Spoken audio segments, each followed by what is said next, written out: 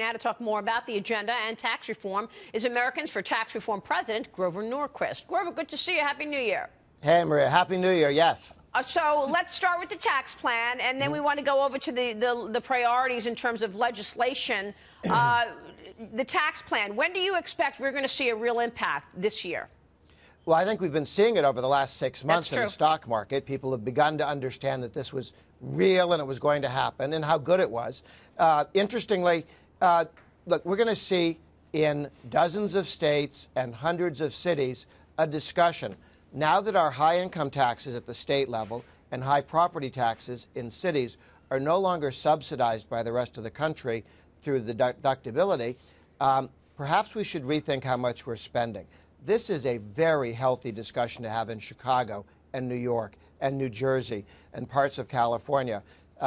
So this is an opportunity for pro-taxpayer candidates to actually win in blue states, because now you're playing with honest figures. Yeah, I think you make such a good point, and I think that's one of the reasons we're going to see some people moving out of New York, moving out of, some of these high tax states, because they're going to say, you know what, James Freeman, this is not worth it. I'm not going to pay these high taxes. That's going to move these governors. Yeah, I think I'm hoping it doesn't get to a point where all of the successful people leave New Jersey before the message gets through. I think it has started to sink in, and we'll see how quickly politicians adapt to this new reality and realize they have to reform.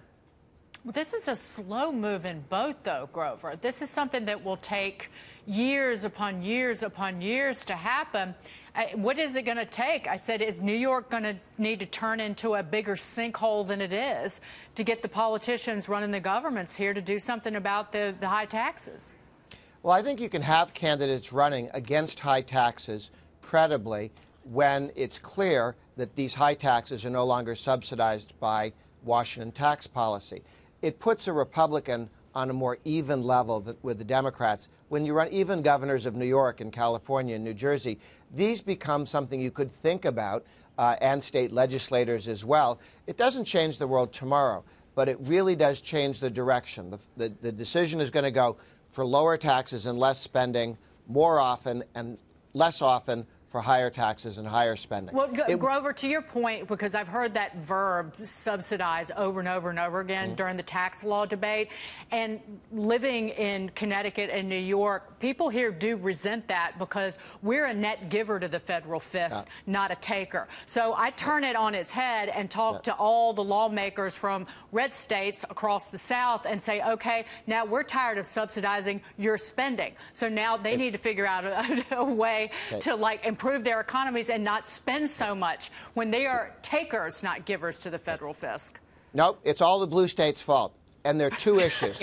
One is you have too high state taxes and too high local taxes. Stop doing that. You're hurting yourself. Stop banging your head against the wall and blaming the rest of the world. Two, why does New York give more, have more taken from it than other states? Higher incomes. Why are higher incomes taxed so heavily? Democratic senators from New York and New Jersey and California and Massachusetts and Connecticut vote for a top rate. It's going to be 37%. Used to be 28 with the Reagan tax cut. Up to 30. Democrats did that. Obama did that. Clinton did that. George Herbert Walker Bush started the ball rolling. Those rates should be down, and a lot of that New York pays more would go down because those high tax rates hit blue cities, blue states. That is a self-inflicted wound, and we can fix it tomorrow. If that lady Warren from Massachusetts would vote with us, we could cut Massachusetts taxes like that. Okay, speaking, Grover, of the federal system again, obviously this is a big step toward pro-growth tax reform, but I know you're not done. You're not closing your organization today. If we want to think about, I'm guessing not 2018, but 2019, what are those elements that you would like to see in the next round of tax reform? Okay. Well, there's the unfinished business. We need to take the temporary tax cuts that everybody knows are really going to be permanent, and as soon as possible, make that clear so there's certainty. That's all the lower rates for individuals. That's the full expensing for business investment. All of those temporary tax cuts need to be made permanent, completely doable inside reconciliation as we move forward. We also need to look at some of the stuff that's left on the table.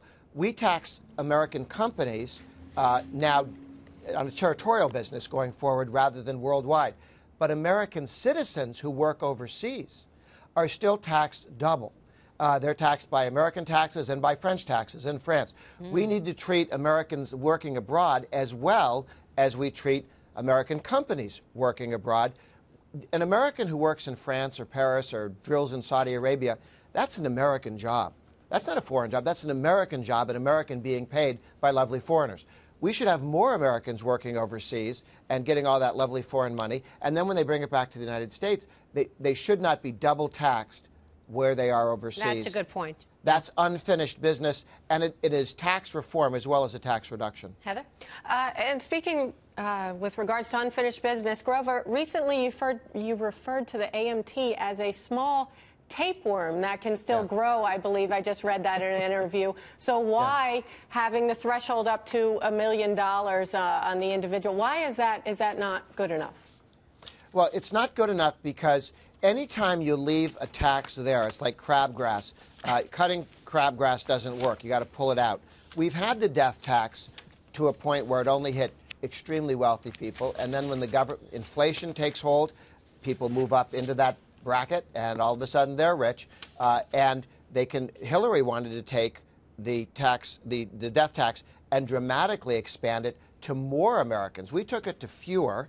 But we need to take it to none. And the AMT as well. The AMT was set up to hit 115 people. In 1969, Ted Kennedy and Richard Nixon got together and did something that was both evil and stupid. Right. That was the AMT. 115 people it was supposed to hit, and then now millions. Evil and stupid. Yes. All right.